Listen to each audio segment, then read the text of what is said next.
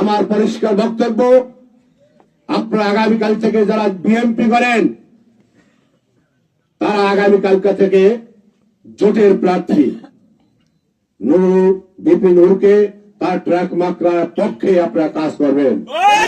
27 তারিখের পরে যদি জোটের প্রার্থীর বিপক্ষে ভোট চান তার কিন্তু আর জীবনে বিএনপি করার অধিকার থাকবে না। যিনি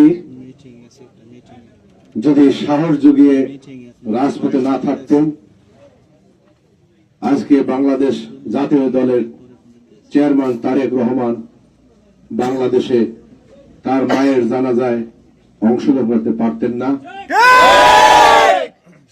যিনি জীবনের ঝুঁকি নিয়ে তার জীবনের সর্বশক্তি বিনিয়োগ করে রক্ত দিয়ে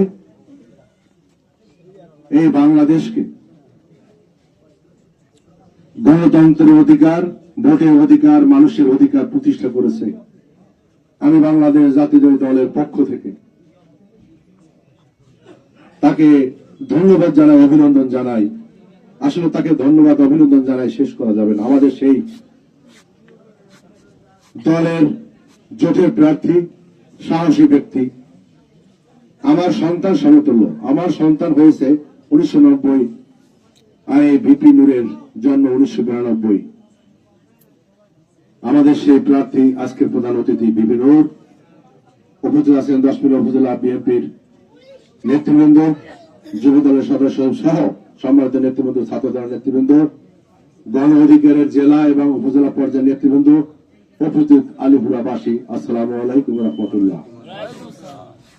আমাকে দেখে আপনারা অনেকে এখানে দাঁড়িয়ে আমার দিয়ে তাকিয়ে আছেন শানু ভাই আজকে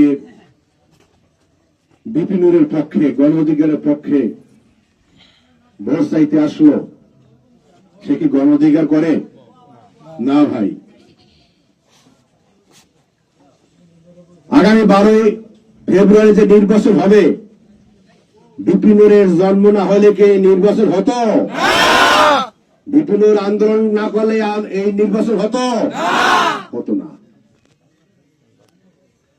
জোটের পক্ষ থেকে আমাদের ভারপ্রাপ্ত চেয়ারম্যান ছিলেন, এখন চেয়ারম্যান, তার মা মারা যাওয়ার পরে আমাদের দেশ নেত্রী বেগম খালেদা জিয়া, জোটের পক্ষে তাকে মনোনয়ন দেওয়া হয়েছে। আমরা তাকে মনোনয়ন দেওয়ার পরও আমি স্বতন্ত্র প্রার্থীর পক্ষে ছিলাম, আপনাদের কাছে এসেছি হাসান মামুনের পক্ষে। আজকে বক্তব্য বাড়ালো না।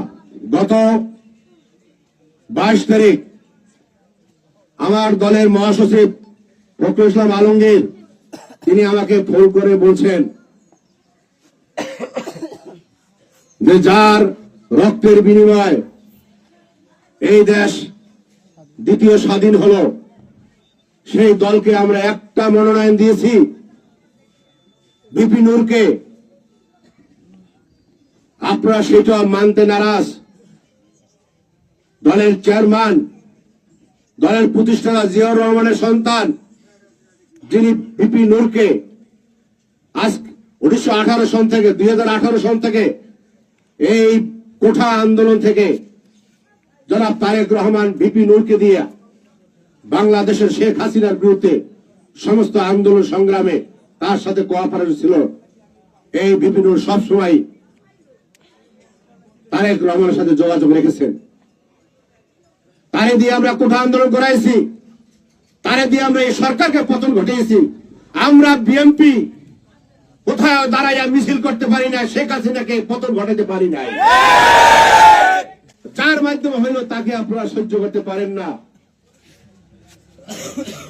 তিনি তখন সিলেটে ছিলেন তারেক জিয়ার সাথে।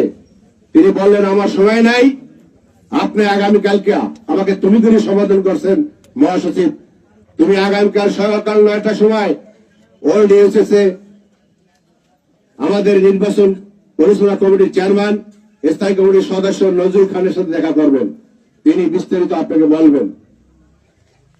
আমি তার কাছে সকাল 9টায় গিয়েছি এবং তার সাথে 1 ঘন্টা মিটিং করে তিনি আমাকে বলেছেন এবং হাসান মাহমুদ সম্পর্কে তিনি অনেক ভালো কথা বলেছেন যে তারও দলে অনেক ত্যাগ আছে, তিনি অনেক কিছু করেছেন দলের জন্য, কিন্তু দলের স্বার্থে, দেশের স্বার্থে হাসান মাহমুদ করেছে দলের জন্য, আর ভিপি নূর করছেন বাংলাদেশের জন্য। তাই বাংলাদেশের জন্য আমরা ভিপি নূরকে মনোনয়ন দিয়েছি। হাসান মাহমুদকে এত ভালোবাসি, তিনি কেন এত সিদ্ধান্ত নিলেন, আর আপনারা বা তার পক্ষ কেন করলেন? আমরা বিবেকীয় সাংগঠনিক পাঠিয়েছি, তার সাথেও আপনারা ভালো ব্যবহার করেন নাই। আমি তার কথাগুলো মনোযোগ সহকারে শুনে আমি মনে করতেছিলাম যে আমি সবচেয়ে ভুল করেছি আমার এই রাজনৈতিক 35 বছরে। তাই আমি তার বয়স 86 বছর নজরুল ইসলাম খানের আমি বললাম, লিডার আমার মগজ ধোলাই হয়ে গেছে, আমি দুঃখ প্রকাশ করছি এবং ক্ষমা চেয়ে নিচ্ছি। আপনার আমি তারেক রহমানের নির্দেশ, মহাসচিবের নির্দেশ এবং আজকের আপনার এই পরামর্শ নিয়ে আমি এলাকায় যে আমি আমার জোটের প্রার্থীর পক্ষে কাজ করব। বলেন এটা কি আমি ভুল বলতেছি? আমি জনসভার সাথে দেখা করেছি, ছবি আছে, ভাইরাল হয়েছে। আমার দলীয় নেতারা আমার দালাল বলে, মুনাফিক বলে,